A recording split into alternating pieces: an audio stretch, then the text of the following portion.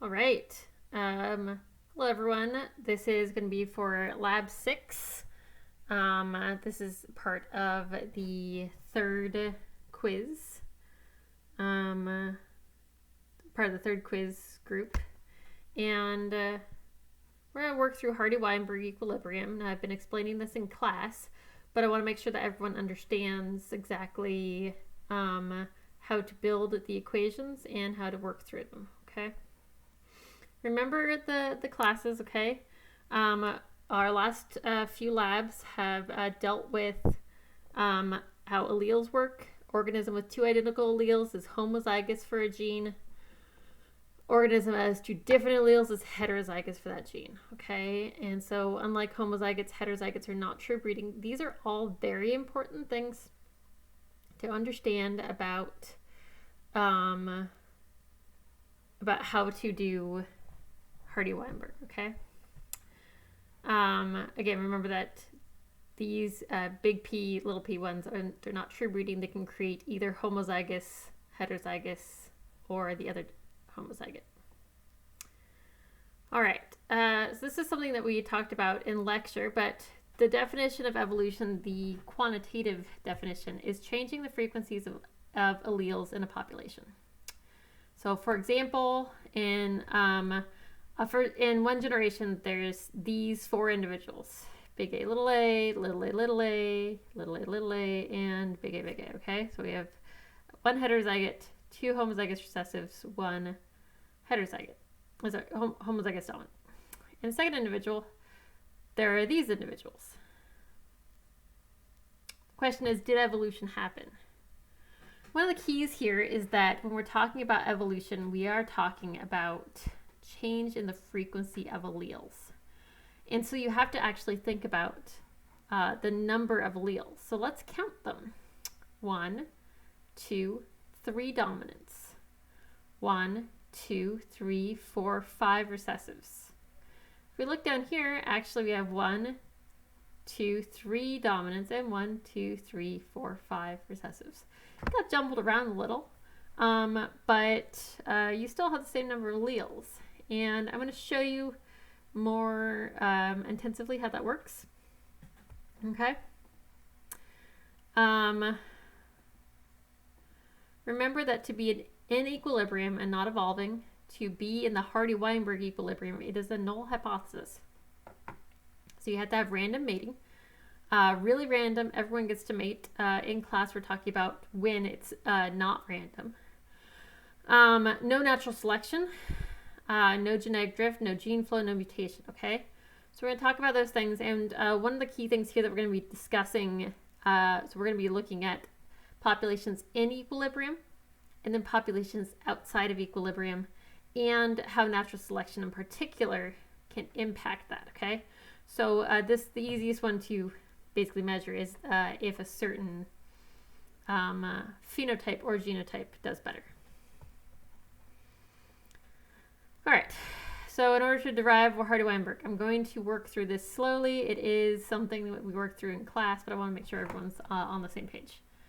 Okay, so P plus Q equals 1. P is the frequency of the dominant allele. If there is no dominant allele, you can also do this with codominance.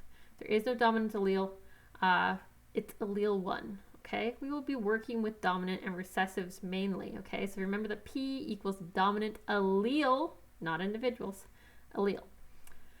Q equals the frequency of the recessive allele. Okay?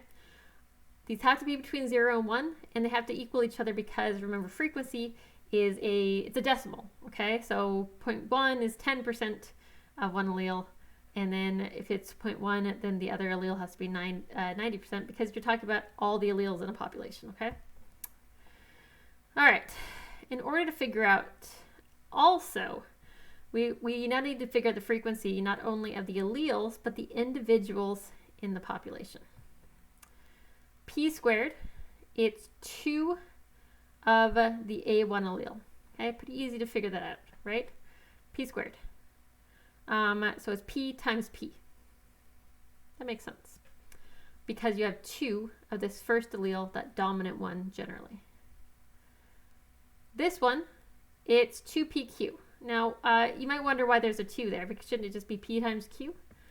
The 2 is because of the ability of it to either come, the p to come from the mother or the p to come from the father. The dominant from the mother or the dominant from the father. And so that's why we do 2pq. There's actually usually more heterozygotes in a population due to the fact that it can come from mother or father. And then finally, q squared, q times q is the frequency of two recessive alleles, homozygous recessive. Okay. So this is I'm just going to show you this. Okay. If we punch it into these equations into a Punnett square, and we use the AND property of probability, we can see that this makes a lot of sense. Okay. This is the expansion of the quadratic equation. Okay, p plus q squared, because there's 2 in each. Expand that, and now you have these. Okay. So remember, we're assuming if we look at all of the alleles, instead of treating each individual that's crossing, we're going to treat every allele as an input. Okay. So on this side, you have 70% of the alleles are dominant and 30% are recessive. 70% are dominant, 30% are recessive, okay? And so you have a 70% chance that any two of these, that the allele from the father will be A1, and a 70% chance that the allele from the mother will be A1. You multiply those together and you get a frequency of 0.49. Then you do the same with the recessives, okay? So the chance that it's going to come from the mother is, because there's 30% of the alleles are 30% of the alleles in the entire population. We're assuming again that all individuals are represented here. 30% of them are A2, or the recessive. 30%, you go 30% times 30%, 0.09. And then the final thing that you have is these where 70% that is going to be a dominant from this side and a recessive from here. 70% is going to be a dominant from this side, a 30% here, and you multiply them together, okay? So PQ 0.21, PQ 0.21. You can see that this plugs directly into the equation. Is that P squared is 0.49, 2PQ is 0.42, Q squared is 0.09. Now often the easiest one to find is Q squared, because that's just all the individuals that are expressing a recessive. Remember, if you have Q squared, you do not have Q. You must take the square root of that number, which is 0.3, to actually get Q. If you have Q, you have P. Okay? And you can actually find P by just figuring it out that way, okay? So you figure out, where are the P alleles? Well, they're in this box, and they're in these two boxes, okay? So we take this box, 49% of them occur in this box, okay? So here's 49. And then you add these two together, and you have 42. But note that only half of those are the red or P allele. So we go 1/2 0.42, and whoa, we see that the allele frequencies haven't changed. And you do the same here, okay? So half of that 0.42 has an A2 in there, okay? Or the recessive. And these two have two recessives, so we add that together. Oh, easy enough. We have the 0.3. Again, if you just find one of these, 0.7, you have the other one. You don't have to calculate both of these out, but this shows you how you can do either way, and this gets you to the same result. So if you have any one of these, you have P at Q. This shows you how to derive it, okay? Remember this, and potentially you might want to copy it down.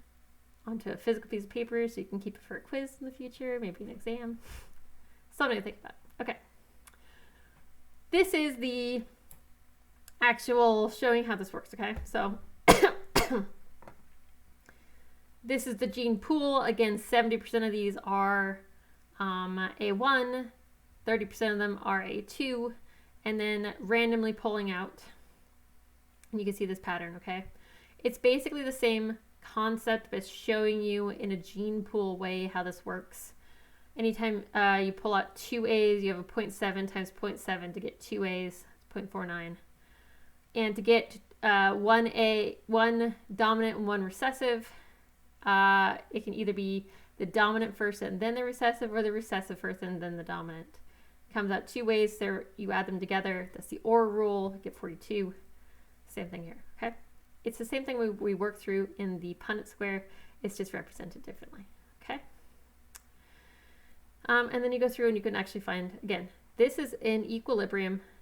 When you have the genotypes, they're going to match up with the frequencies, and the parents and the offspring in equilibrium will not change. All right. The activity you're going to be doing this week is a lab, an online lab, about pocket mice, okay? This is the video you're going to watch. To get to it easily, I have linked it in the lab folder. Additionally, you can click it in the folder here. I'm not playing it on this video. I find it annoying to connect and disconnect my microphones to make everything work. So watch it on your own. It is very important that you watch it, okay? What it talks about is these pocket mice, and what happens, again, you cannot get through this without watching the video, okay? So I emphasize, watch the video. It's very important that you watch this video and you make sure that you understand what it's talking about. The basic concept here is that there's been these lava flows that have happened, and they cover these large swaths of previously light rock. And in the light rocked area, there's these light morphs and dark morphs of these mice. Now, this may seem similar. It's very similar to what I talked about with the moths in another presentation. But the concept here is that most of them are white or pale, very well camouflaged from predators like birds. The dark ones stick out pretty well, and they can hide, and there's a few of them, but it's very infrequent that they occur. In the light areas, they've been in equilibrium for a long time. Something like 90% of them are light colored and 10% are dark colored. The dark colored is actually the dominant of the two, but the light colored is so beneficial that most of the alleles in the population are light. And here you have, in the lava flows, they find a different set. Okay, so this different set is the dark morphs are more common. The light morphs are less common. Even in populations where there's no dark morph, the light morphs, the idea is that occasionally a mutation happens that causes the dark morph, and that is the one that explodes in popularity. Okay, so do watch the video. It has some really good information talking about how the dark morphs and light morphs together, that sometimes they find different mutations that cause a dark morph, but they all look dark once they are on the lava flow. And the light morphs become fewer and fewer in number, but not necessarily disappear. They just become very infrequent. This is natural selection at work, and it's because these lava flows are so large that these pocket mice live in the lava flows. And so if they live in the lava flows, these ones are the ones that get picked off. and these survive. Okay, so the sandy desert has many light and few dark.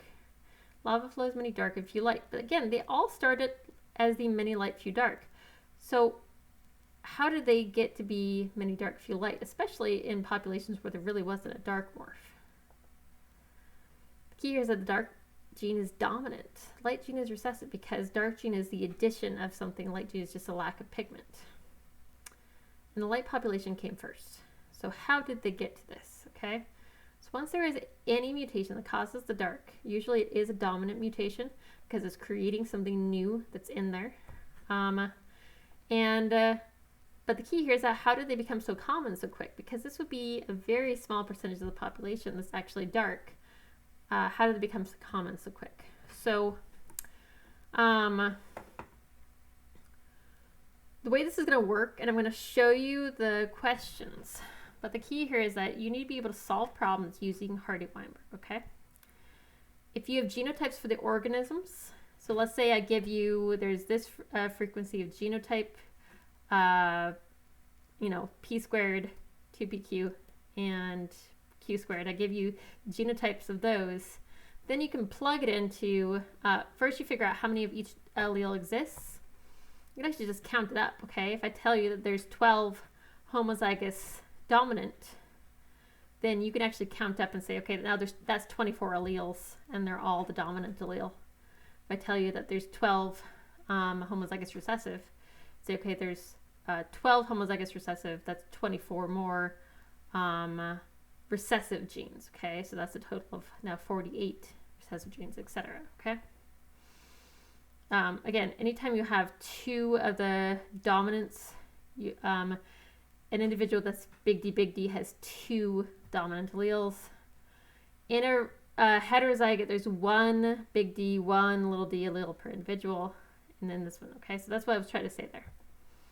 You can count the total numbers of alleles. You don't have to plug them into Hardy Weinberg actually to get the frequency first, okay? You divide either one of these by the total, and then once you have one, you have the other because they have to add together to make one, okay? That's one way to get P and Q. Another way is through the recessive individual frequency. And I mentioned this before, but I'm going to walk you through it. So you can figure out, if I give you, let's say in a population of 48 individuals, there are 12 recessives, okay? So that means that's 25% of the population is Q. So 25.25 equals Q squared. But remember, you don't have Q yet. You only have Q squared. Now I need to do the square root. If I have 0.25, it's going to be 0.05, okay? So I'm going to show you that, all right? 16 individuals for homozygous recessive, again, the same thing. Q squared equals 4 divided by 16. That's 0.25, okay? So here we have the 0.25. You have to take the square root of 0.25. Don't take the square root of 25. 0.25, okay? This is actually going to be 0.5. Remember, decimals work that way. If you do a square root on a decimal, it gets larger, okay? So if 0.25 becomes 0.5, okay? So actually, half of them are there. But you look at this, you say, well, wait, but the other 12 are heterozygote. The other 12 are dominant looking. Where's the rest of the recessives?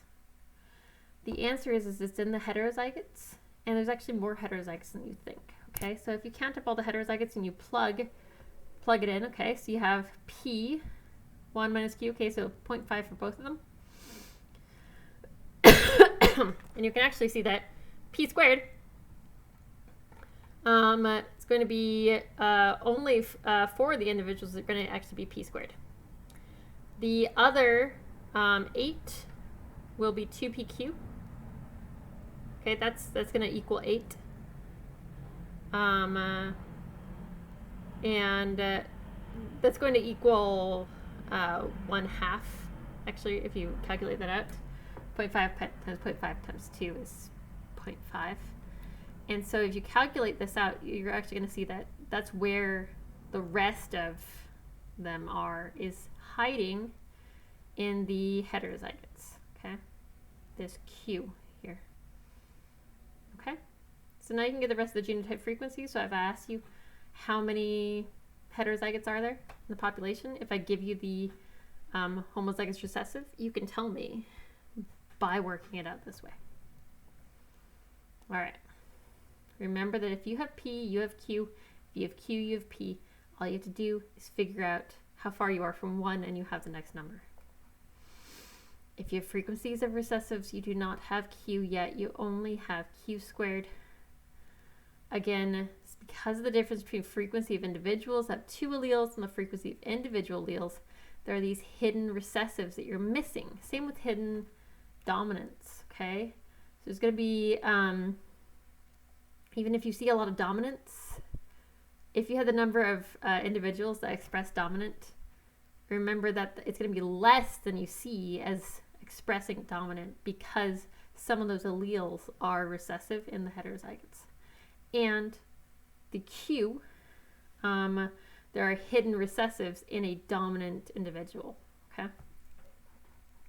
And you usually don't know who a heterozygote is because it only expresses the dominant. If you are asked to find the frequency of any genotype, find P, find Q somehow in one of the ways I described before, and then plug it those P's and Q's into there, okay? So if I ask you to find the frequency of the homozygous dominant individuals, find P first, okay? Even if you find Q and then get P from there, find P first and then square it to get the frequency of the genotype, to get the number of individuals with that genotype, number of individuals in a phenotype. You're going to find the frequency for each genotype that looks like a phenotype, okay? So let's say I'm asking you for how many individuals are going to look black if your P is 0.3, okay? If I ask you that question, you don't know how many are white. What you know is that black is dominant. And so you would plug it in, you know, if P is 0.3, then Q is 0.7. So it would be 0.3 squared times plus 2 times 0.3 times 0.7. What I'm going to do actually is I'm going to, let's work that out here. I think it's a good idea to show you guys how I would build it, okay? Okay, so let's go, new slide, okay? And what I'm going to do is I'm just going to get rid of these and I'm going to draw on here, okay? So let's say, I ask you to find the frequency of individuals that look black, okay? Now, for this one, let's just pretend you already have P and Q. And you have the number of individuals, okay? So, let's say P equals 0.3 and Q equals 0.7. If P equals 0.3, Q must equal 0.7, okay? All right. Next, what I'm going to do is plug it into the actual Hardy Weinberg equation. Don't worry about adding them all together, okay? We know that all three of these in the Hardy Weinberg equals 1. That's not the question, okay?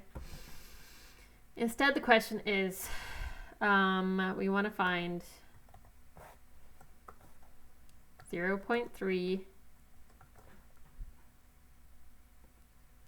squared. There's no trouble with the squared.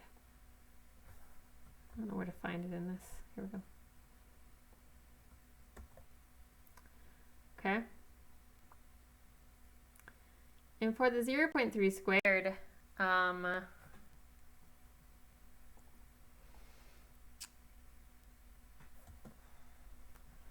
so that is p squared, okay? And that's going to be the homozygous dominant. 2 times 0.3.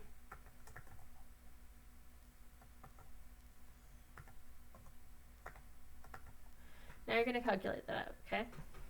0.3 squared plus 2 times 0.3 times 0.7, okay? So let me just pull up my calculator real quick.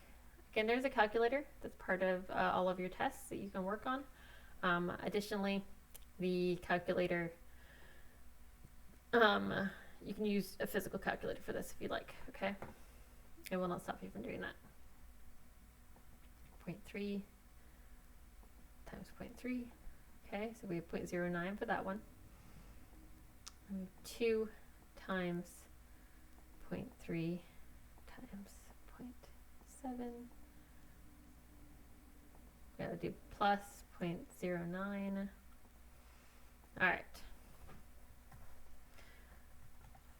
So 0.51, that means 51% of the individuals are going in this population should look black if they're in equilibrium. So now, I usually give you the number of individuals. So let's say there's 1,000 individuals, okay? You're going to tell me that 510 look black, okay? So that's how you would work it out, okay? If I give you, instead of giving you the that I give you the phenotype, the number of individuals that look recessive, but I want you to find the homozygous dominant number, then you're going to have to work it out. Figure out first what Q is by figuring out the frequency and then figuring out the square root. Then you're also going to have to, then you figure out P and you plug P and Q into here. Okay. All right. I'm not going to be solving the homework for you, okay? I will show you what the homework looks like, so I'm going to walk you through that briefly. I'm not going to solve the homework for you, but I'll solve some similar problems, and this will help you build up to do the actual homework, okay? Hold on. It's freaking out. I don't know why.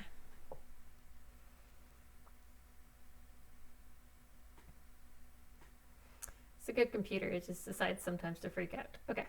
And of course, at least once per lab, I have to completely lose my access to this. I don't know why. It freaks out on a regular basis, and I lose all of my drawing. It hates it when I draw. That must be it. But I like to draw.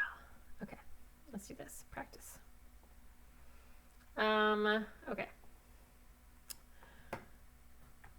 Let's actually, so real quick, I'm just going to set this up so that it's not taking up my whole screen. Okay. Okay, first things first, let's look at the actual assignment, okay? This gives you the introduction. Please read through this. It's going to better explain more about how this works, okay? There is, and I do link this file in your lab folder, okay? You watched the short film. I showed you where to find it. It is linked underneath actually in the folder, okay? But trait, how this affect the survival, etc., okay? All right. Then it gives you the same overview that I did. P plus Q equals 1. P squared plus 2PQ plus Q squared equals 1. Those are not things you're trying to figure out. Those are things you know. And so the idea here, again, this walks you through the same thing. And here we have the homozygous dominant is going to be big D, big D. Heterozygous is going to be big D, little d. Both these are dark. Homozygous recessive, little d is the light. Okay? All right. So one of the questions it asks here is if there are 12 rock pocket mice with dark colored fur and 4 with light colored fur in a population, what's the value of Q? Okay. Remember, there's 2 ways you can get there. First, you can say, okay, what's 4 divided by 12? What's the frequency of the light colored fur? And then from that, you can figure, do the square root and figure out the frequency, the actual Q, and then figure out P, okay? Second way is actually just count. These 4 have, I guess you can't count because you don't know which one of these is has the heterozygote. Okay, so you're going to have to do the, find the P squared. Okay, it's going to be 4 divided by 12. Take the square root of that, and then that'll be Q. Okay? And then this should be obvious. If you know the P, you should know Q. Okay? Go back if you don't remember how to do that. This gives you information now, okay? 1,000 rock pocket mice, 360 of dark colored fur. I want you to infer then how many have light colored fur, what percentage have light colored fur, and it asks you for a homozygous dominant, not just the dark colored ones, but how many of these, what percentage of the total are homozygous dominant. This is actually a specific question. Make sure you're clear about what it's asking you, okay? It's not asking for P and Q, but you're going to have to go through that to find P and Q, okay? First, you figure out that 640 have light-colored fur.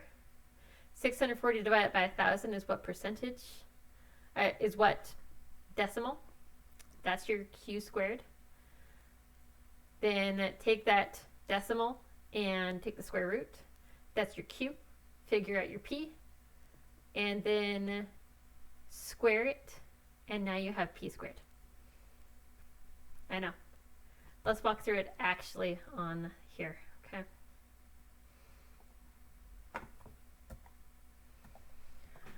So let's work through a similar problem, and I want you to be able to plug it in yourself, okay?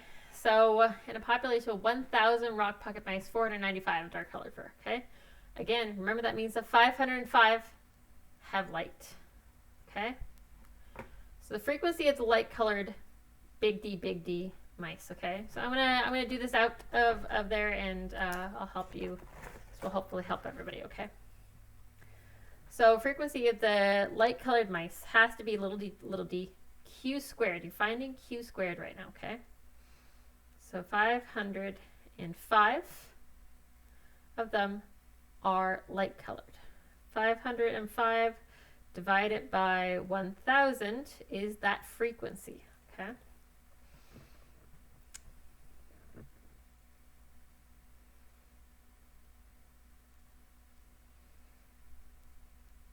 $505 divided by 1,000 equals 0.505.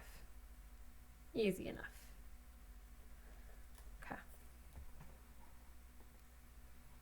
Now we have to find P and Q. So P, so we just found Q squared. We don't have Q yet. We have 505, 0.505. If I turn this sideways, I have a calculator.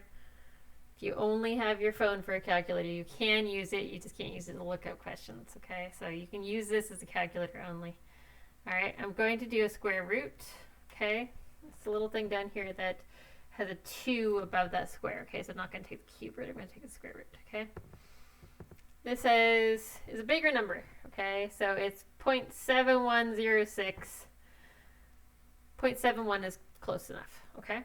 So Q equals 0.71, okay? Because that is the square root. Square root of 0.505, which is Q squared, is 0.71. Okay?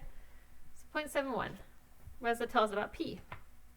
P equals What does it equal? It must equal 1 minus 0.71. Okay, so that's going to be 0.29. Okay, get as close as you can. I don't mark down for rounding errors, but it needs to be pretty close. Okay. All right, now we're going to find 2pq. Well, now we have p and q, so that's easy. Just plug it in. 2 times 0.29 times 0.71. That's the frequency. And I ask how many mice. Okay, so you have one more step after this. Okay. So you're going to do it. Right there. 2 times 0.29, which is p, times 0.71. Okay, I'm going to calculate that out.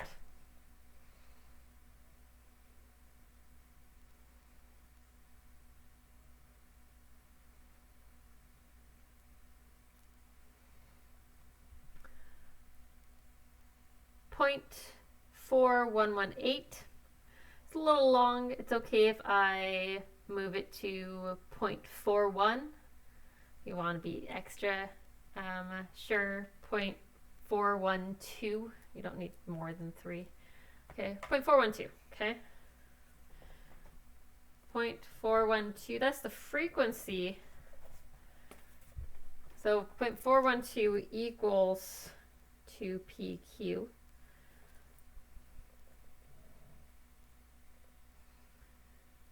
But wait, I need to find the number now. Okay. So the next thing you want to do is 0.412 times 1,000 to find the individuals. Okay, since there's 1,000 individuals, that's pretty easy. It's actually just going to be 412 heterozygotes. Okay. Easy enough. Okay, 412 heterozygotes. And that's how you work through it. Okay. It tells you how many have dark colored. You know the light colored is fully recessive. You figure out from the light colored what's the frequency of light colored. Now you have q squared. Take the square root. Now you have now you have q. Figure out p from q. Figure out then whatever frequency I'm asking you about. And if I'm asking about the number, the frequency first for that equation, then the number. Okay? Multiplied by the population of mice. Ta-da! All right, well, let's go back here. Applying to data. Okay, so now we actually have, we're trying to figure out now we have the phenotypes of in the light, okay, dark. We want to figure out the P and Q for all of these dark populations, all of these light populations, okay? Overall frequencies of light-colored mice and dark-colored mice cut on light-colored substrates, okay? So, what we're going to do is figure out how many mice did we find altogether, okay? Again, I'm not going to actually calculate this out or give you the number. I'm going to show you how to find it, okay? Here we have light substrates, okay? 3 different light substrates. We have 86. So we have 6 plus 80 plus 5 plus 34 plus 43. Add those all together to get the total number of mice. You're going to need that total number. Then you are going to take 6 plus 80 plus 34, divide it by your total number. This can give you frequency of light-colored mice.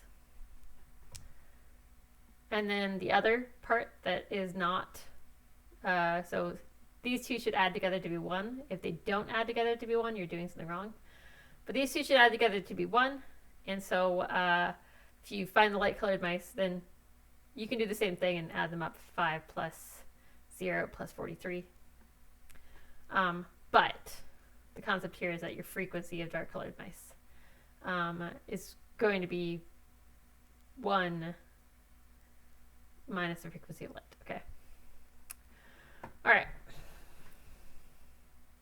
Now you are going to calculate, the next thing is the overall frequencies of light colored mice and dark colored mice caught on dark colored surfaces. Okay, so it would be these 3 dark locations, 7 dark, 5 dark, 42 dark, and 3 light. Okay, easy enough. Light colored mice here are going to be really, really infrequent.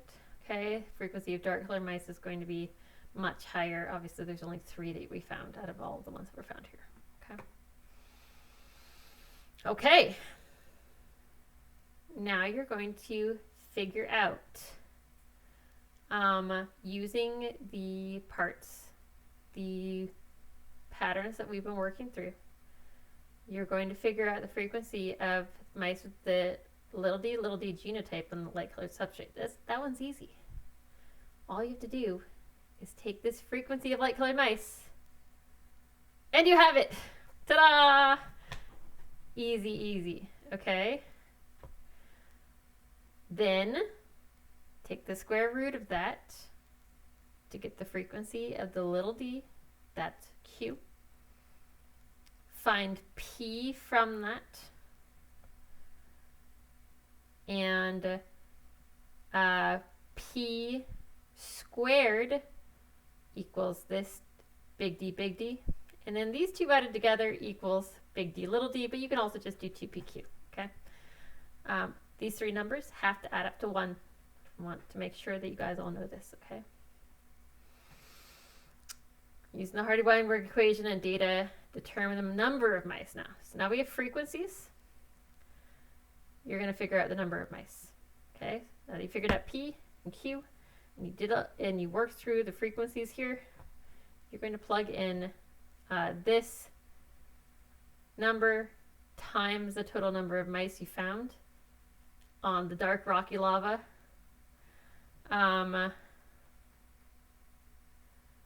This tells you the frequency, okay? I don't know why it's asking you for the frequency, and then it asks you to determine the number of mice. Okay, so first it tells you to do this, and then it says determine the number of mice. So I guess you can put the number up here. It does look confusing. Don't worry about that. Okay, which fur color has the selective advantage? According to the film, what environmental change gave this? Etc. Make sure you watch the film. Not gonna work if you don't watch the film. It's literally like 10 minutes long. You can watch it. Please do. Okay. All right.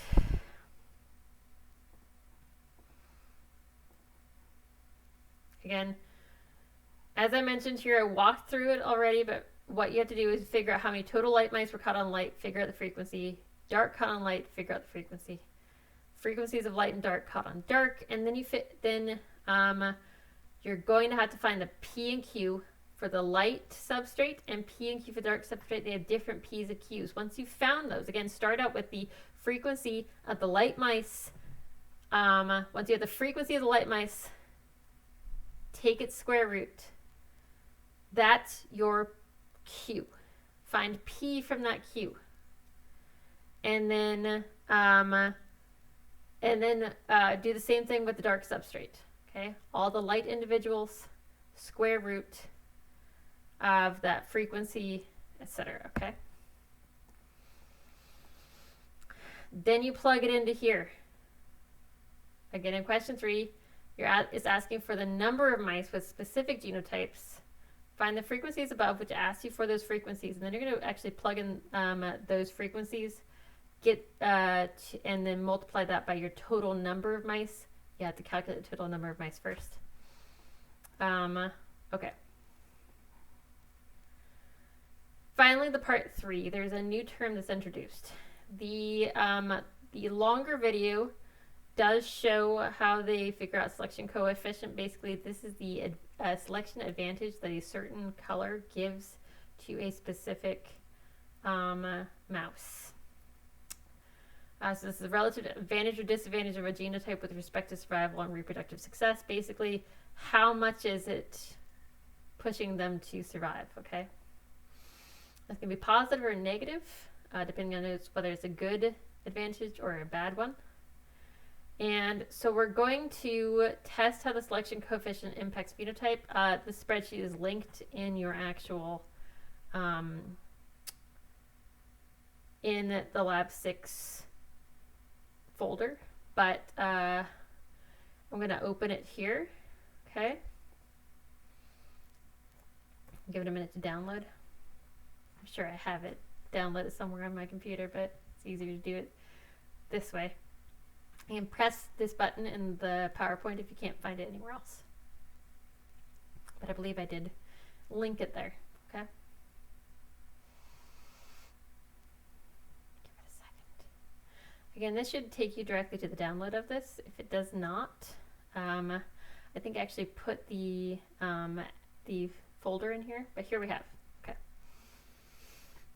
What you're gonna do is it's going to tell you to give it the starting P, that's the frequency of the dominant allele, and then the survival advantage, okay? And it's going to tell you how that changes over time. How long does it take for the dominant phenotype to be more than 90%, okay?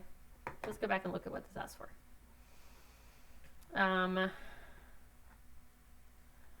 So substitute increasingly large numbers for S. It starts out with 0.1. Okay, so that's a 10% advantage. See how quickly it gets to 90%. Oh, sorry, over the next 5 generations. Okay, so it's asking you for just the next 5. Starts here. Then the frequency of the dominant, if it's at 10% advantage, over the next 5, it barely makes it to 0.05. Okay, but if your selective advantage is really high, so 0.2, okay, whoa, jumps up a little higher, still in the next 5 generations, pretty low. But if it's a really advantageous, like a 90% change, oh, within 5 generations, you've already jumped from 0.01 to 0.1, okay, so 10-fold. Again, in another 5 generations, we're already up to 0.5 frequency and 0.7 dominant phenotype. And in just 20, you were almost at 100% dominant phenotype. Okay, so if it's a really big, you can see that jump fast. So please look through that and play with it and explain in your own words here. Okay, so explain how the selection coefficient and natural selection are related. Watch the videos. I cannot tell you how many times I will post a video that's very important and the students come to me and they say, I didn't watch the video. And I was like, but it tells you the answer. Please watch the video, okay? It will tell you the answer. Pay attention, write notes, okay? All right. So, blah, blah, blah. Dr. Sean Carroll says with a 1% selection advantage, it takes 1,000 years for 95% of the mice that have these dominant phenotypes with 10% selection. It would take 100 years. Use your spreadsheet to verify those facts. Let's look. We have only 100 generations here. But if we put this, change this to a 0.1, okay, you can see that for the first 100, it looks like it's almost doing nothing. To find the actual information, you can go to the main worksheet, and you're going to look at the dominant phenotype here, p squared plus 2pq. Just scroll way down. Okay, so you're going to have to get to, let's see if at 1,000 it is above 95%.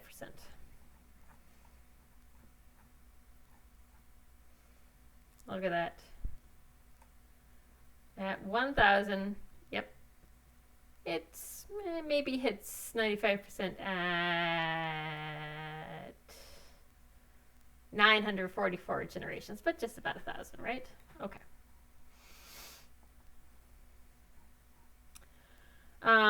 So again, 1%, you look at the main worksheet, okay? Take about this many generations, answer that.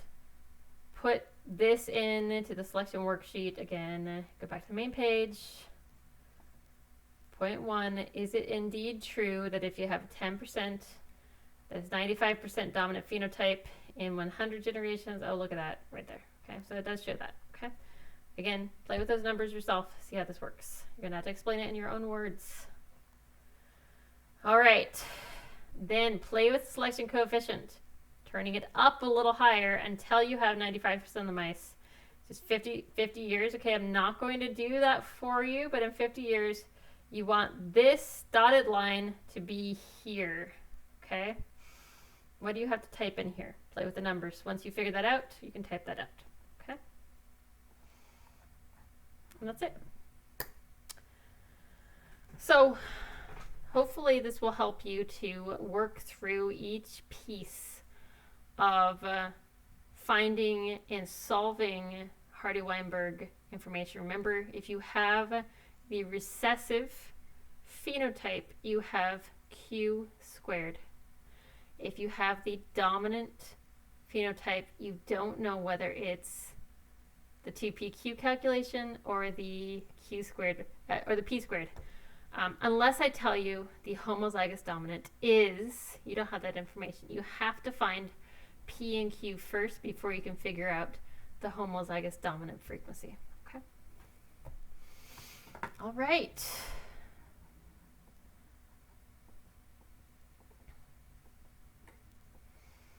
That's it. Again, similar to the actual, similar to the rest of the ones that are very calculation heavy, I suggest you come and talk to me directly instead of just watching me on video. But do watch me on video too. And hopefully this will help you to solve the problems and see it more as a tool to figure out whether something's in equilibrium and how selection is changing the actual, is changing P and Q over time, hence the definition of evolution. All right, I hope everyone has a great week, and remember to come to lab.